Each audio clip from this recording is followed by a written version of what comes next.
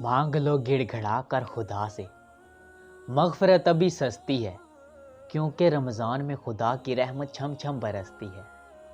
ایک مرتبہ حضرت موسیٰ علیہ السلام نے اللہ تعالیٰ سے پوچھا، یا اللہ جتنے قریب آپ کے میں ہوں، آپ سے بات کر سکتا ہوں، کیا اتنے قریب کوئی اور بھی ہے؟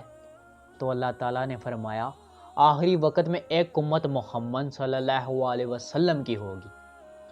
اس امت کو ایک ایسا مہینہ ملے گا جس میں خشک ہونٹ، پیاسی زبان، سوکھی آنکھیں اور بھوکے پیٹ وہ امت افطاری کے لیے بیٹھے گی، اور اس امت کے میں بہت ہی زیادہ قریب ہوں گا۔